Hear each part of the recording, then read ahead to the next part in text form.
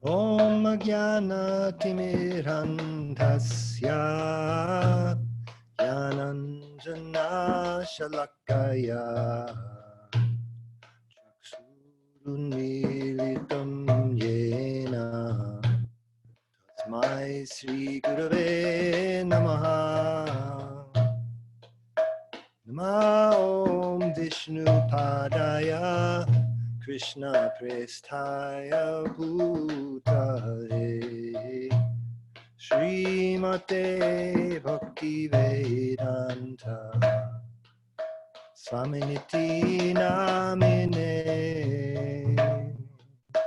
Namaste Saraswate Deve Gauravani Pracharine Nirvishesha Shunyavadi Ashtya Deshatarine Jai Shri Krishna Chaitanya Prabhu Nityananda Shri Advaita Gadadhar Shivasadi Gaura Bhakta Vrinda Jai Shri Krishna Chaitanya Prabhu Nityananda Shri Advaita Gadadhar Shivasadi Gaura Bhakta Vrinda Hare Krishna Krishna Krishna Hare Hare Hare Rama Rama Rama Hare Hare Hare Krishna Krishna Krishna Hare Hare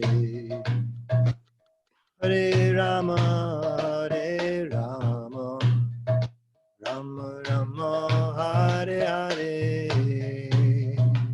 Hare Krishna Krishna Krishna Hare Hare Hare Rama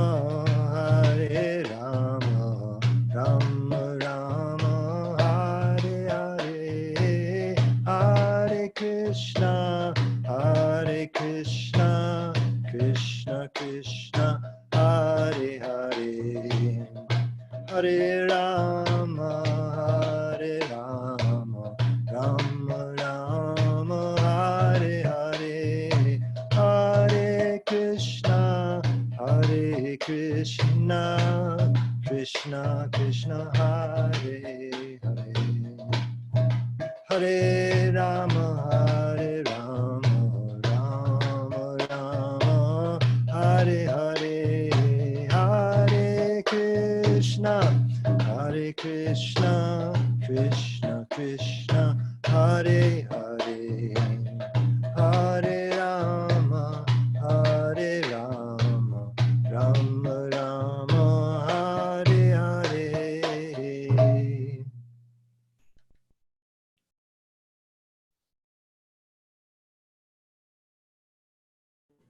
Jayam Vishnupad Purnamansa Parivraj Kacharya Stotra Sri Srimad A.C. Bhakti Vedanta Swami Maharaj Prabhupada Ki Jai Ananta Koti Vaishnavrinda Ki Jai Nam Acharya Srila Haridas Thakur Ki Jai Prem Sikaho Shri Krishna Chaitanya Prabhu Nityananda Shri Advaita Gadadhar Shivasadi Gaur Bhaktivinoda Ki Jai Sri Sri Radha Krishna Gopinath Sham Kun Radha Kunikiri Govardhan Ki Jai Vrindavan Dham Ki Jai Navadip Dham Ki Jai Jagannath Puri Ki Jai Ganga Mai Ki Jai Jamana Mai Ki Jai Tulsi Devi Ki Jai Bhakti Devi Ki Jai Samaveta Bhakta Vrinda Ki Jai.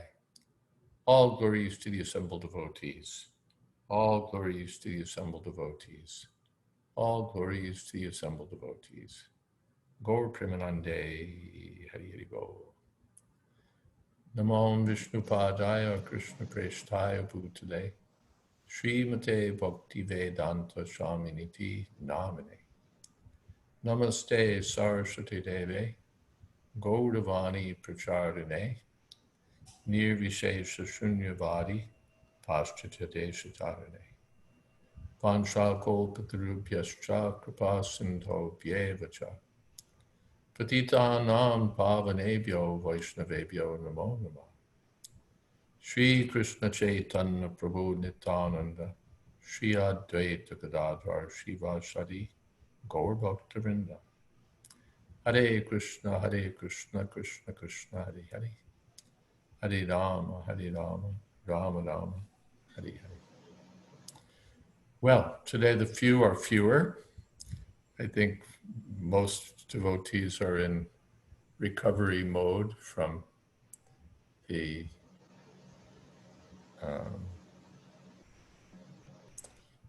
Vyas Puja and Janmashtami. Now let's see. I'm just thinking I'll do it manually, it's easy enough. I think everyone can be unmuted, it's more fun for such a small group.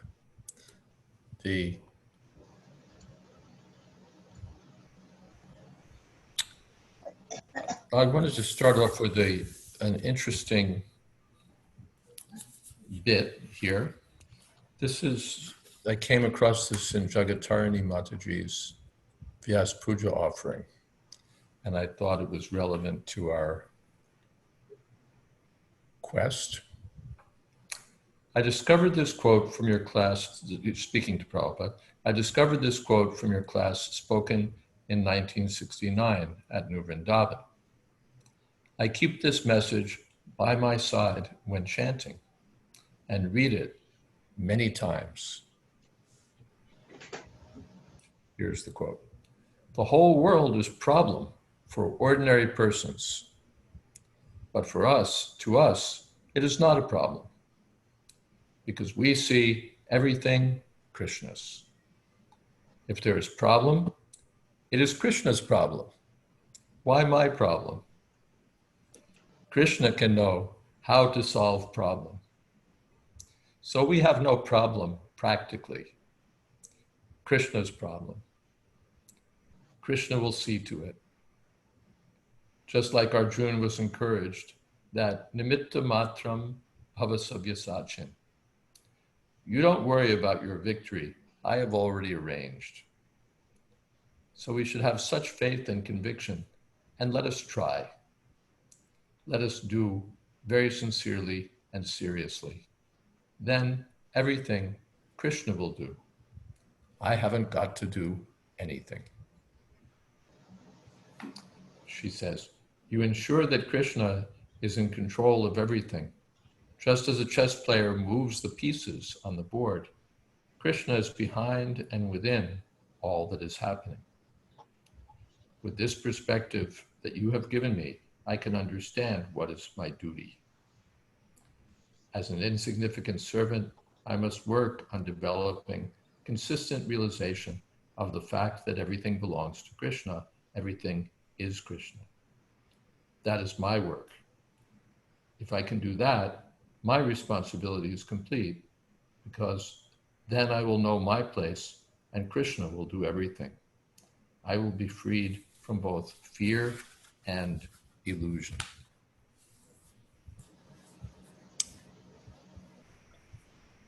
So I was thinking of that in relationship to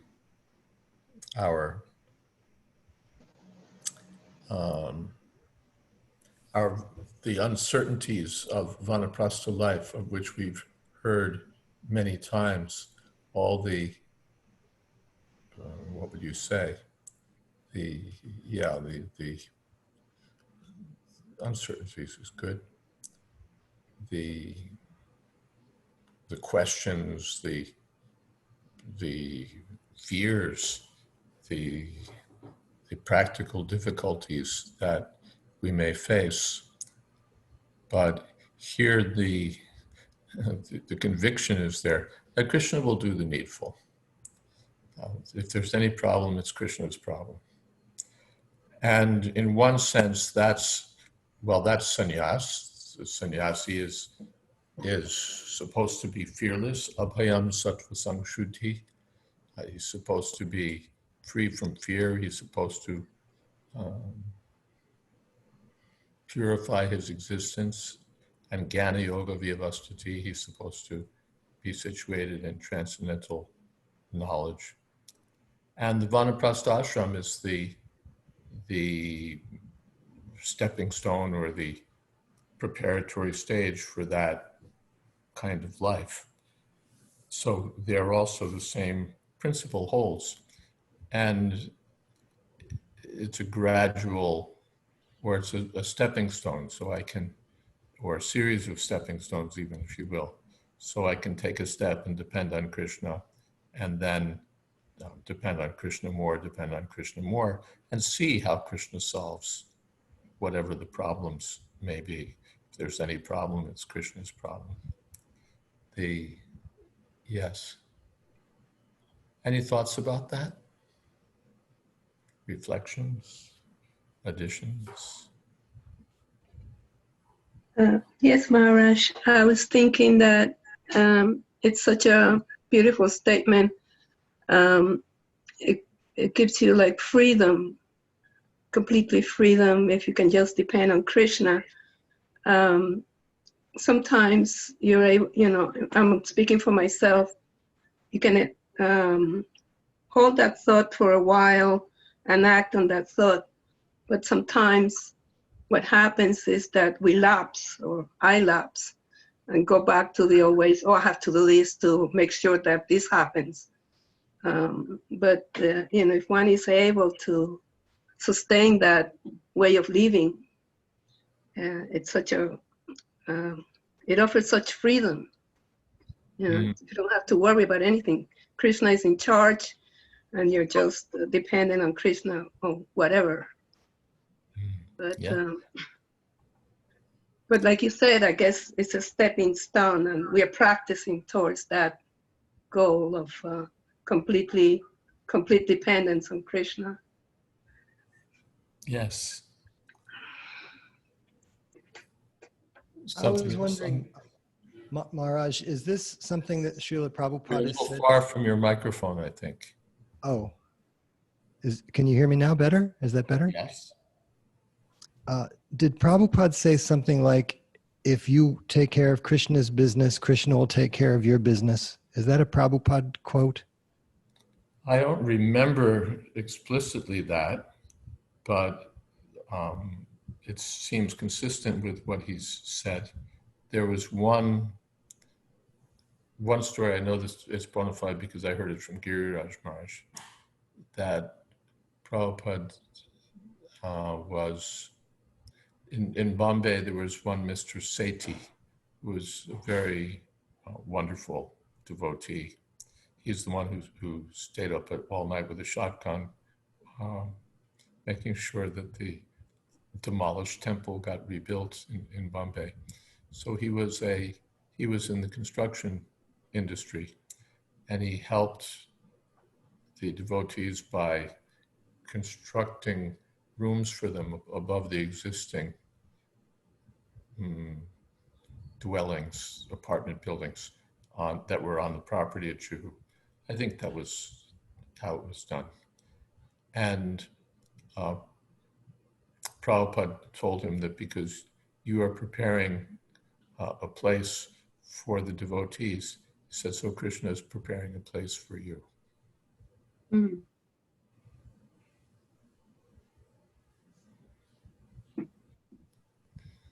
Krishna is preparing a place for you. So sweet.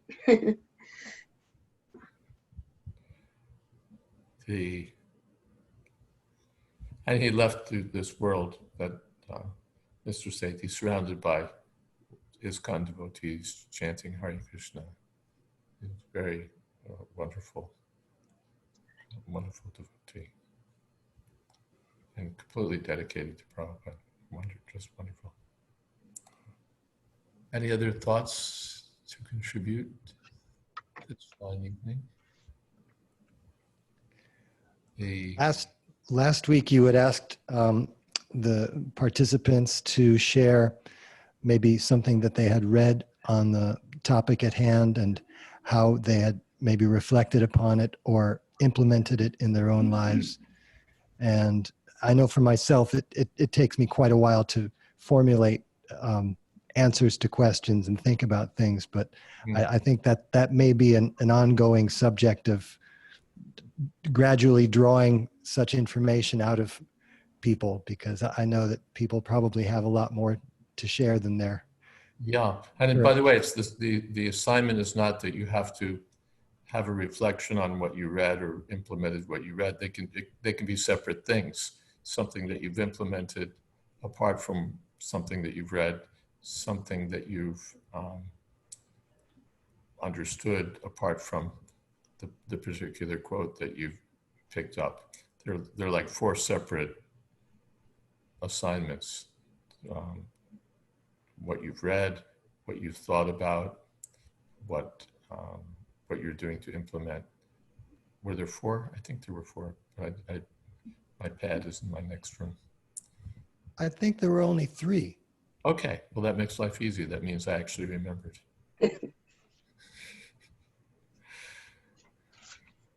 I had a question, Maharaj. Maybe this is something that is completely outside of this forum, but perhaps not, because I know your approach. Yeah, I'm coming down. Come in the back door. Okay, I'm coming there. Hare Krishna. Your approach seems very practical in that you're finding an interested audience for this topic, whom you hope might take some steps towards implementing what you're presenting.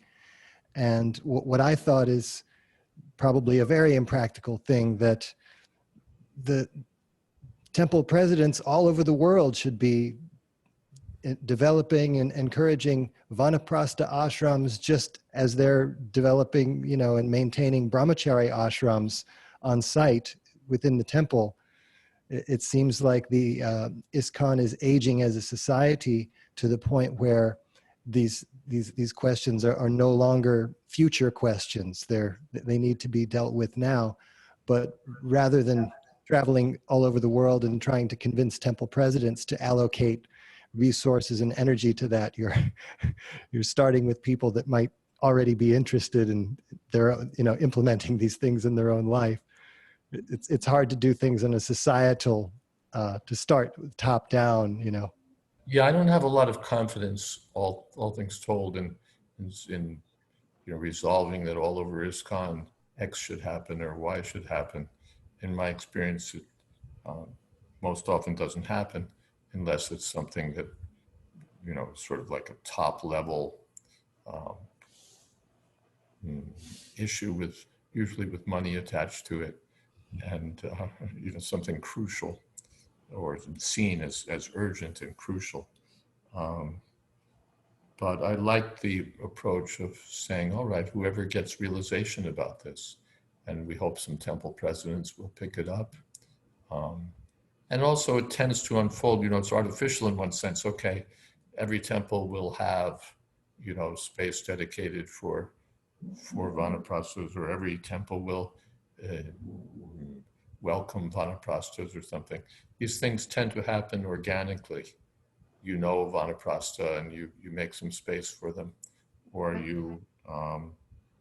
somebody writes to you and that sort of thing, where you say, well, we could do something here, or somebody wakes up and realizes that, wow, we could really do something if we developed our Vanaprastha community. So, and then some other community, it's all people in their 20s and then that sort of thing, and they're focused on some other kind of issues. But for those who pick it up, there's so much value here, and ISKCON can benefit from it. And we hope to see temple presidents and others taking these things into account. Old temples at least have sort of developed systems. In most temples, you can go and you can stay for 3 days. There's some accommodation. At the holy places in India, there's some arrangement. Dharmashalas, wealthy men have given money to accommodate pilgrims. And so in that way, there's some sort of very well long established traditions for Vanaprasthas, especially those who are pilgrims. But ISKCON, being younger and in some ways more complex in its scope, is will have to find its way. And meanwhile, those who are on the, again, sort of the front lines here, the first generation ISKCON Vanaprasthas are in a unique position. They're going to be either missing the boat entirely, just saying, no, I can't leave family, my family commitments. I need to keep working and everybody needs me and so on. And they'll just miss the boat. Or else they'll take steps. And some will be more bold and some will be more tentative. But those who take it seriously will discover something. And Krishna will give them more and more intelligence how to move forward. And maybe there'll be missteps and they'll learn from that also. And there'll be difficulties. And that also we learn from. But that's, in one sense, that's wonderful. And Krishna appreciates it, that this person has taken it seriously. He's taken the instructions seriously. So tadami buddhi yogam tam. And I've seen that, devotees who are seriously adopting a renounced mood, a mood of cult, if not a renounced mood, but a mood, let's say, of greater renunciation, a mood of greater detachment, a mood of cultivating detachment, and then a sense that I have to go back to Godhead finally. What did I join for? What is my objective? And how do I step forward? That sense, they're reading the books, they're seeing this message repeated again and again and again, and they're saying, oh, that means me. Or without the O, they say, yes, that means me. And then they take it seriously and implement it, each in his or her own fashion. And there will be, it's not stereotyped. It's not that every person in family life has to follow exactly the same path, because everyone's situation is different. Right. But that Mar- principle, yes. Yeah, I think just the fact that we're having these meetings, online conferences, talks about it is very helpful. And I feel like I'm starting to come out of the mode of wanting to just hear and get ideas and move more into talking about it with others. Like, we have the Facebook group, which isn't very active, but I post things and people ask me, did you post the class yet? Because they can't see it at the regular time or whatever. And I'll start posting it onto my personal Facebook more so that people know that this is going on. And we've also, I think my husband gave me a couple of email addresses that I need to get in touch with, say, okay, just, I've been soaking it in more, and now I feel more ready to put it out there and say, hey, who's thinking about Vanaprastha? Personally, I feel like maybe people who are in their late 30s or early 40s might be a good audience also for this. Just, maybe in how we present it, dang it more, oh, have you thought about retirement yet? How to have a Krishna conscious retirement, because maybe people are a little scared by the word Vanaprastha. I don't know. But I also think that in one sense, at least for now, the beginning, I'm willing to have a broad umbrella over the term, term Vanaprastha. Even people who aren't following very strictly at all, if they're in a phase of life and they're taking some little step towards it or saying anything, it's not stereotyped. that we can encourage that in people's minds. Like, yeah, this is one level of Vanaprastha, and here's another level of Vanaprastha, another way of doing Vanaprastha, you know, and just getting it more in the consciousness of the society in general. I think if more people join our Sangha here, we'll benefit from their ideas, their realizations, their thoughts, or their questions also. So it's great that you can involve people. That would be great, very good. Yeah, I think it's just, you on know, retirement, increasing I the thought awareness. I don't think it's something that people think of very much right now. Sorry? Well, some people do, some people don't. But my headline question lots of times for some devotees, for older devotees, is what are your plans for your retirement? Is my microphone not working? You're fine on my end. Okay, that's my question for devotees often is, what are your plans for your retirement? Which is, you know, in line with your thoughts. It's perhaps a less forbidding way of asking about their direction in life than saying, "What about Vanaprastha?" But what are your plans for your retirement? Because people do think in those terms. And older devotees, if they're mixing to any extent with others, the others in their age group are thinking about retirement, which to them means something very different, of course. But to think about retirement is something that pretty much everybody does in their old age. So what are your plans for your retirement?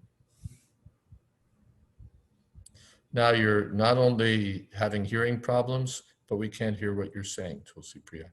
If you've plugged headphones in. I'm sorry, I muted myself accidentally.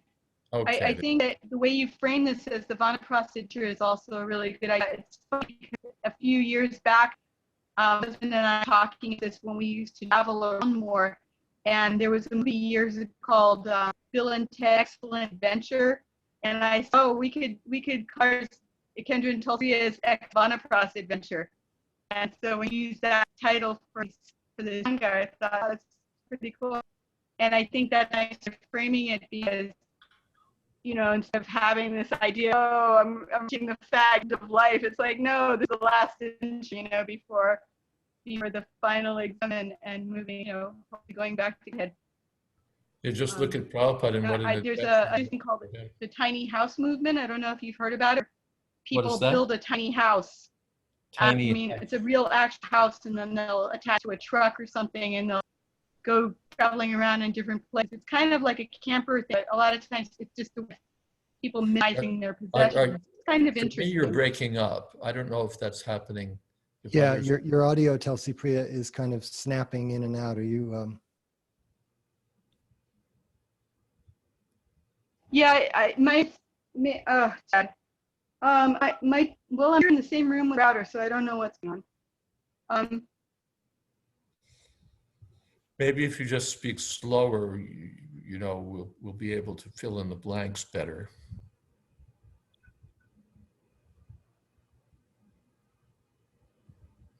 I'm not hearing, and I'm not being heard, unfortunately. Yeah, well, that's there you are. That's old age. Hearing doesn't work. Speaking is. I'm gonna leave the and try coming back in again. I don't know what else to do. Okay, try that. Often reset works very well. Some other devotees with some thoughts here this evening? Something you've read, something you've realized, something you're doing? Gurudev. Lakshmana? Yes. My realization is that one time. I'm sorry, you're also hard to hear. A little slow, un poco más despacio. Okay. And y bien claro. My realization is one time Mother Chaitanya Lila, I believe, she passed away, and all his belongings were the daughter put in the temple, put in the temple like for her is nothing else. It's only object, and put it in the table so the devotees can take it. But for her, maybe it was something that for her was like that. You know, she was attached to those elements, to those I items. don't think I understood. Did you get that, Kendra Prabhu? I'm sorry, no, it wasn't coming through so clearly. Quizás en español será mejor. Ok, que yo realicé ¿Sí? que una madre de acá dejó el cuerpo, la madre creo Chaitanya Lila, y todas las cosas que para ella eran importantes, mínimo en la casa, las decoraciones, todo. La hija cogió todo eso y lo puso en el templo. ¿Su hija qué? La hija Sí. cogió todas las cosas de ella y las Sí. puso en el templo para el que quisiera. So there was a devotee who was on the way to leaving her body, correct me if I'm wrong, and her daughter collected her things and brought to the temple for whoever might wish to have them. ¿Sí? Entonces yo realicé que, o sea, si uno no se desapega cuando uno está vivo, igual los hijos lo van a hacer por uno. Entonces, en este momento, en Vanaprastha, pienso que el problema más serio es que nadie quiere dejar sus casas con sus cosas, pero en el momento que se deje el cuerpo, eso va a ser basura para otros. No entendí todo, pero puedo traducir lo que entendí. So she realized, Lakshmana realized that part of the problem is that we don't want to leave our homes, we don't want to leave our possessions.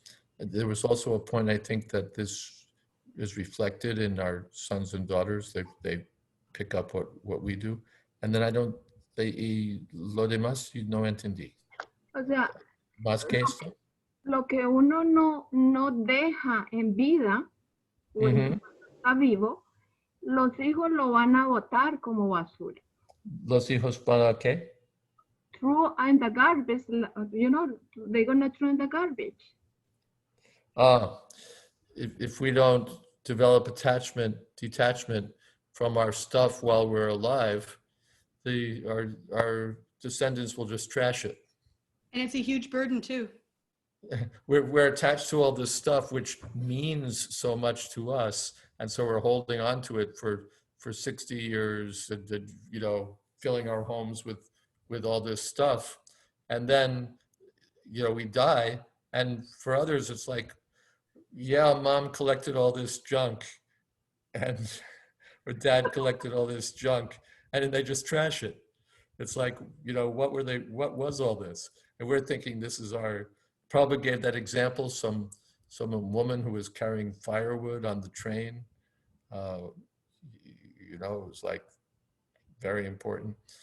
But, you know, we're holding on to this stuff as if it's so important, and it's really not.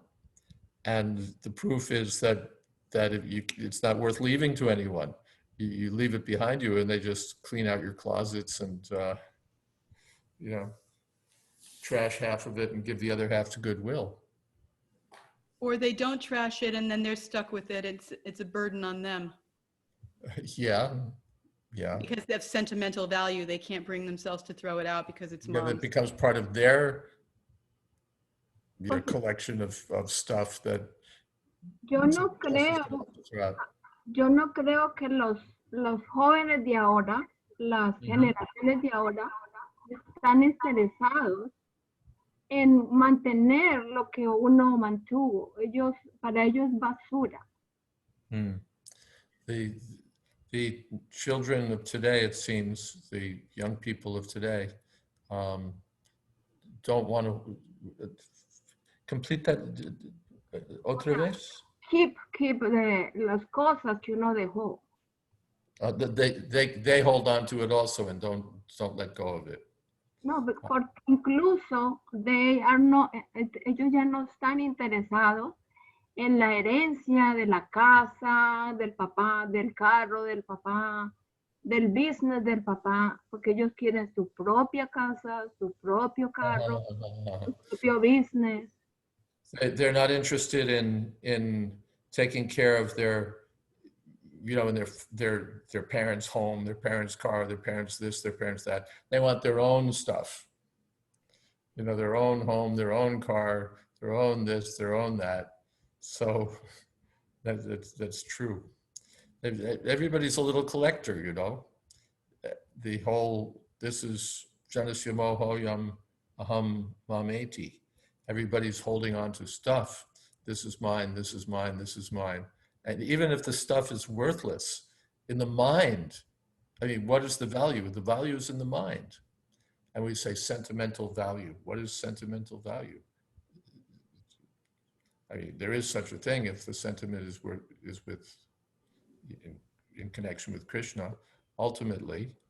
Otherwise, all right, there's some sentiment, my wife, my family, but it becomes the focal point of their life. So a man is sitting at his desk and the picture of his wife is there, the picture of his kids is there, and because his heart is there. But finally, all these things to which he's dedicating himself are going to be lost. And Vanaprastha life means realizing in advance, getting smart early and seeing that, it's a split up program. Either I'm going to go or she's going to go. One of us is going to go, and then that's that.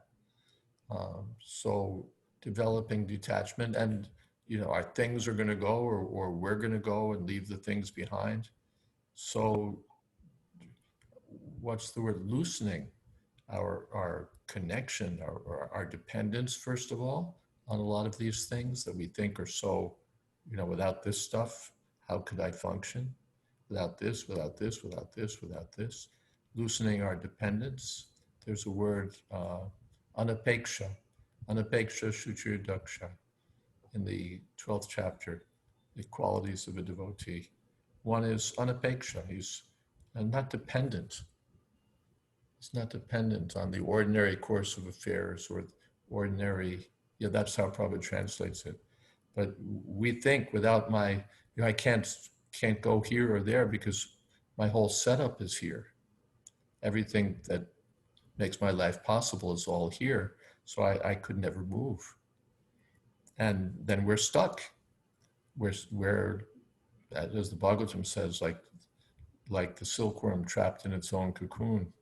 It makes such a nice cocoon that the silk merchant comes and throws it in oil or water or whatever, and the worm is finished. The thought that comes to my mind, there's Batu Gopal Prabhu has made a comment. I've just now cleared my father's stuff. Father passed away. So much stuff. It's painful how much he was holding on to and didn't use any much of it. So there's the same point. I think of, as an example of people who are in countries where the government is either persecutorial or falling apart, where everything is obviously going south, and they hold on. For the Jews, Nazi Germany, the writing was on the wall, and people are not. They're thinking, no, it'll get better, it'll this or that. And so they, lost their lives and lost their property and lost everything.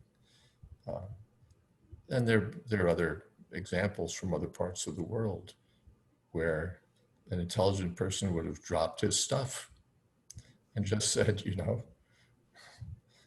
better my life than my stuff. But we're so attached to our stuff that we can't give it up, and we lose our life.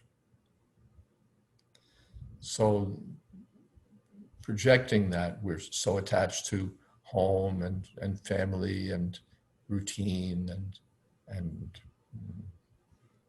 security and comfort that we and our television, or if that's what our taste is. We can't conceive of a different life. How would I live? If I weren't here, how would I live? Even those of us who have some service, if I weren't a BBT trustee, if I weren't a GBC man, if I weren't a temple president, if I weren't whatever it is, if I weren't the head of this or if I weren't in charge of that, how would I live? If I didn't have this service, even if it's not, the top service, if I didn't have this service, whichever one they're paying me for these days, or providing me facility in exchange for, how would I live? Again, stuck thinking that and therefore nobody else should take my place. It's a threat. If some young person comes up and learns to do what I know how to do, what will happen to me? What will happen to me? If someone else knows how this service works, someone else knows the ins and outs of it, I become redundant. They'll take the younger person over me and I'll be finished. And then what will happen to me? So these fears come into the mind, or they're almost unconscious sometimes, and they work to our own detriment, and even to the detriment of the next generation, who can't get a space because all the positions are filled up with people who can't really do as much as they ought to be able to do, but who won't let go. They won't let the young and capable and energetic people take up the service, because what would happen to me? So in the name of service, they're doing a disservice to their organization and to themselves. They're not really able to do it, but they won't give it up. In Venezuela, they say,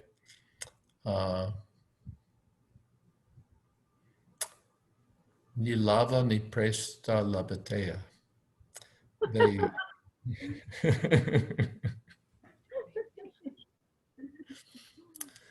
They won't wash, and they loosely translated, they won't wash and they won't lend you the bucket.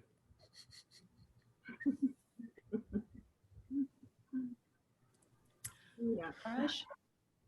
Yes. I was thinking how, and you would know the reference, I do not, but when Prabhupada talks about how a man and a woman meet and there is attraction, and when there's attraction, then they join together and children are produced, and then you need an apartment, and your family members increase. And so all of this, this expansion of material entanglement and material desires, it seems like the Vanaprastha is, and now I'm connecting it to the other thing, when the yogi does meditation, and you were talking about this, but I don't remember in relation to what, when the senses withdraw, or the consciousness withdraws from the senses, and then there's the different layers that the spirit soul rises through before going.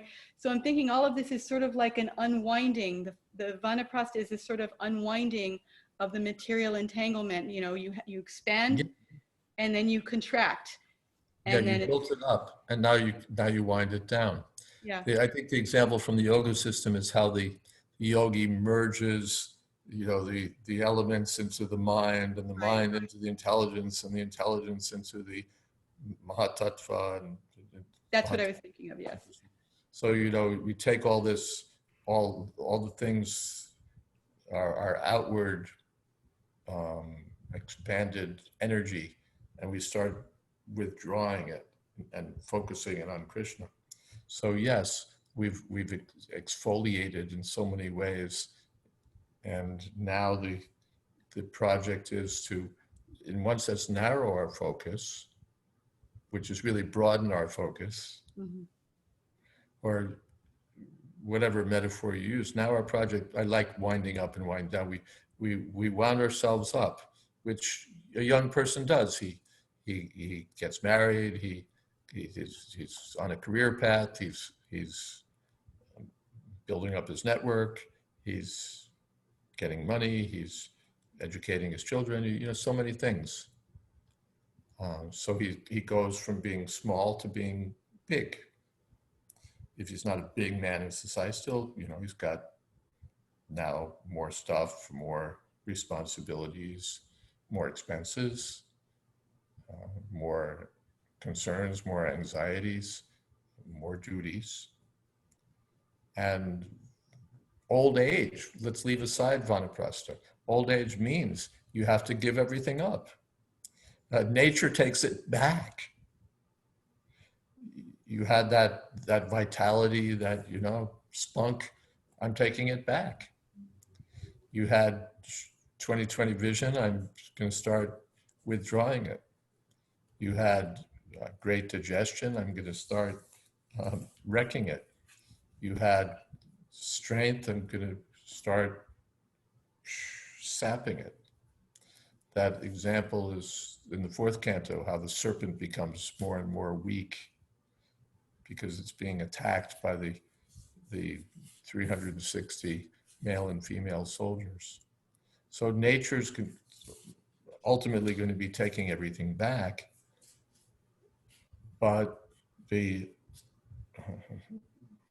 materialist wants to hold on to as much as he can.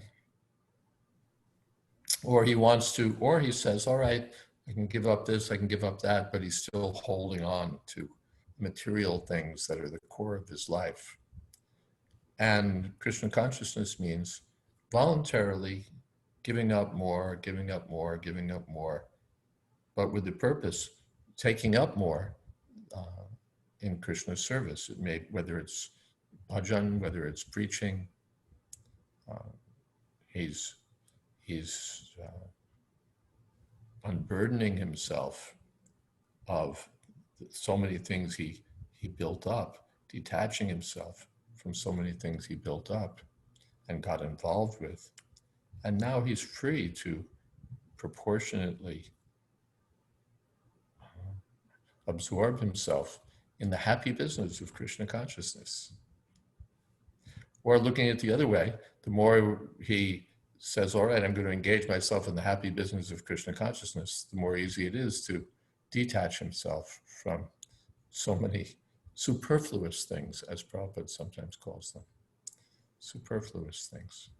And ultimately, everything in the material world is a superfluous thing. Maharaj? One thing that occurred to me when you were talking about, you know, those who are in leadership or management roles handing the reins over to the younger generation, you said it's to the detriment, and when they don't do that, it's to the detriment of the youth, it's to the detriment of the person who's still holding on to the reins. And I think we could also argue, it just occurred to me, that it's also to the detriment of the society, because what happens is that young people, like you say, they're wound up. They want to, you know, they want to be in control. They want to be in charge of things. They want to get stuff done.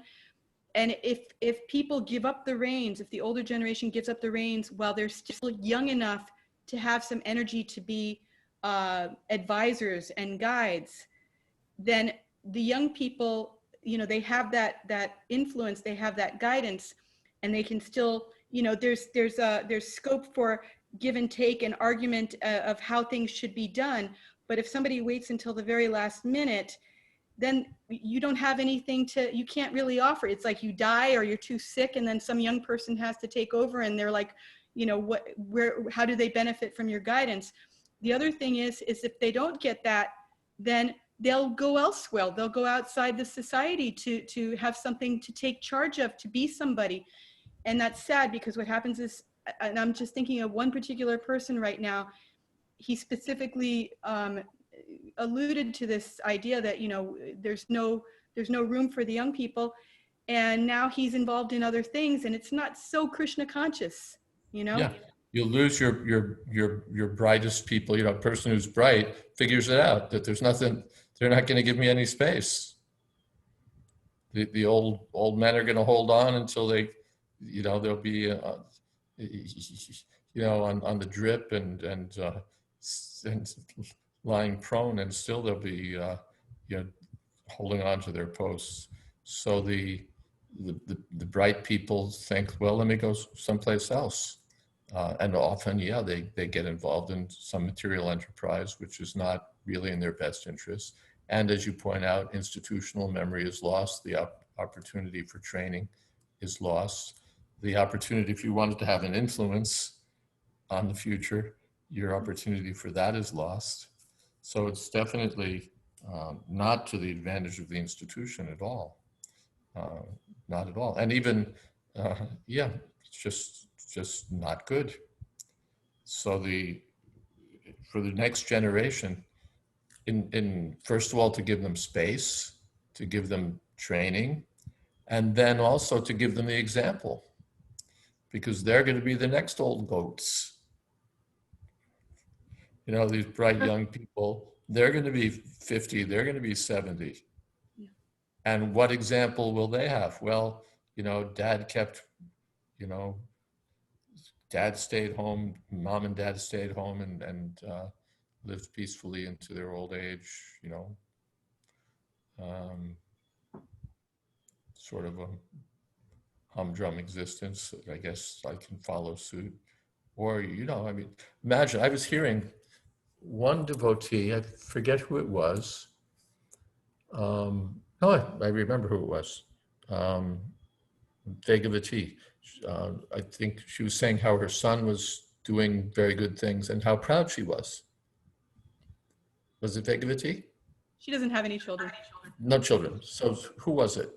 She considers Madan Gopal. Oh, Madan Gopal is her son. Yeah, she has him for a kid. Her spiritual son. Yes. Yes. How proud she was of him.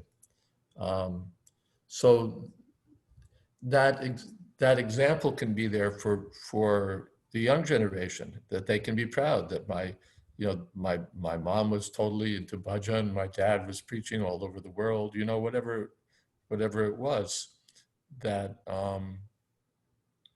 in their last years, my mom and dad were in Vrindavan serving Krishna Balaram, whatever the example is, it will be there for the next generation so that they can think, as they did it, let me do it.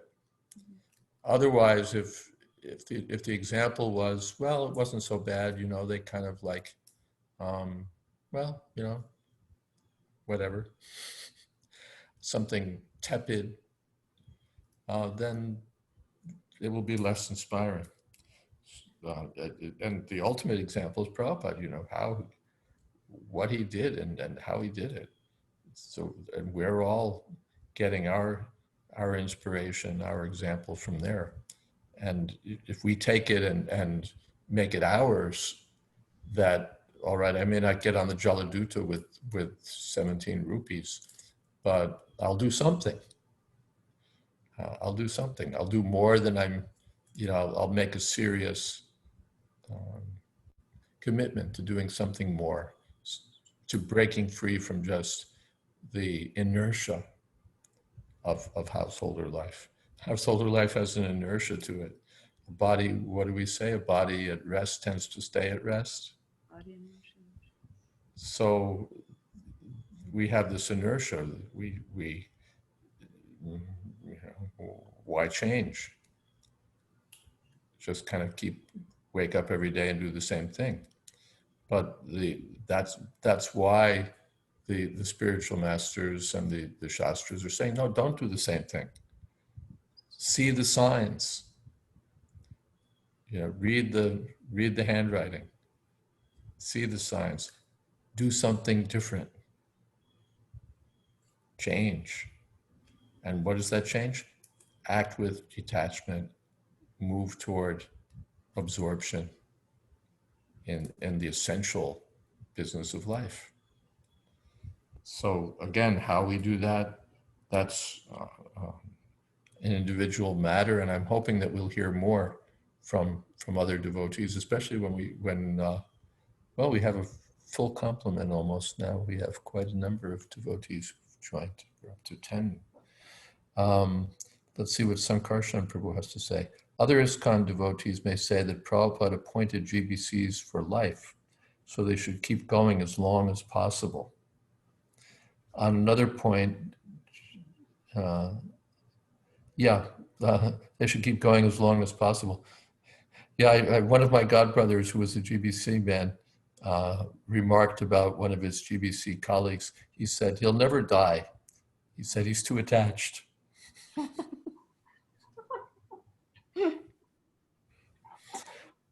But I've seen that GBC for life. My understanding is that Prabhupada did that to avoid politics. He preferred GBC for life to every 4 years elect, hold an election and do all that kind of stuff. But I doubt that he was saying, till your very last day, make sure you're in office, because I've given you this responsibility and I never want you to let go of it. A wise chief executive or a wise board member is always looking to replace himself.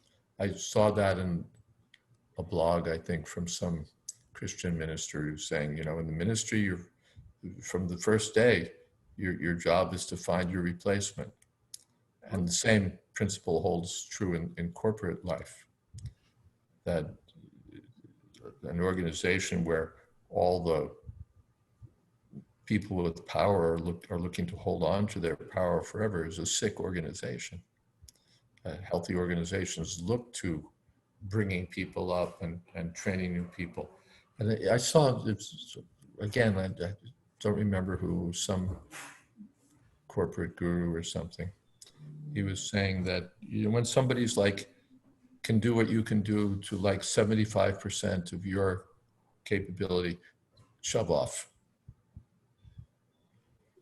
Don't wait. Nobody's going to come and be.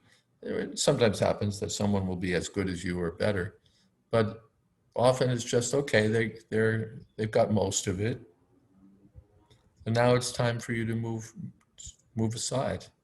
And you can give guidance to that person, you can give training to that person, but it's time for you to start moving aside, because here's a person who can do most of what you can do, which is good enough. Let's see what else Sankarshan says. On another point, just today, I saw that the original Guru Das is in financial difficulty and is in danger of becoming homeless. So he started a GoFundMe page for help. For someone as peripheral as myself, I view looking for sustenance in old age as a long shot and not a good position to find myself in. Well, yes, that is our concern. Of course, from one point of view, according to our karma, some of us will always have money, and some of us will never have money. Some of us will never have that kind of difficulty, and some of us will always be on the edge, and we can't undo that. That's one thing. Another thing, well, there are many other things about that, but that comes to the same question, which has been coming up really since the beginning of this seminar. The big question is always security. Everything else is, we'll manage. But what about security? Right? It's the security question. Will you still need me? Will you still feed me? How will who will support me? And we heard today at the beginning, those who came late may not have heard, but it was posted in the chat box, that Prabhupada said that, and I'll take part of it at least, that we see everything as Krishna's. If there's a problem, it's Krishna's problem. Why my problem? Krishna knows how to solve the problem. So from that point of view, so a devotee has that may have that confidence that why should I worry about this? Krishna will worry about it. That requires, or that means that I should be fully dependent on Krishna. I should be fully dependent on Krishna. That Krishna knows how to solve the problem. Just like a child, my father will take care. Child doesn't worry, where am I going to get food from? Now my father will provide.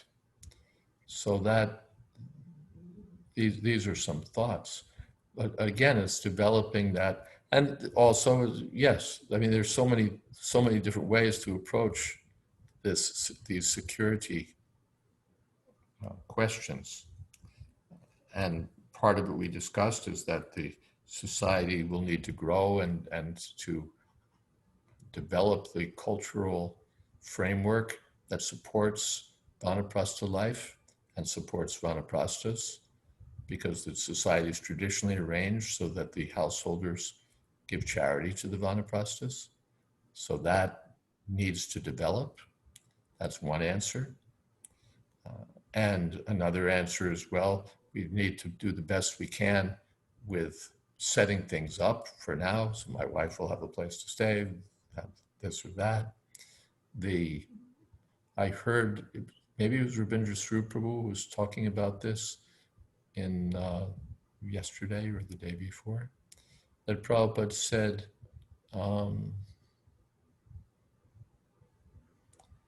in effect, that we should take normal steps for our protection. And then finally depend on Krishna, because your normal steps for protection, that's our job. Not that we neglect the routine business.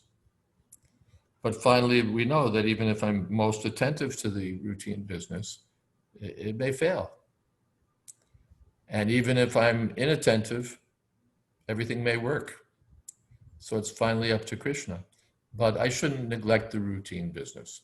So for example, our health these days in the pandemic age or in old age, you don't neglect the routine business, but then understand that it's not guaranteed that because I'm doing the routine business, that will make the ship fly. Not ship fly, stay afloat. Make the plane fly, make the ship stay afloat. Finally, I have to depend on Krishna. And again, this Vanaprastha process is that gradual process for becoming increasingly strong in practical realization. How do I do this? How do I do this? And yes. Maharaj? Mm-hmm. We're coming to the end, but I just wanted to add.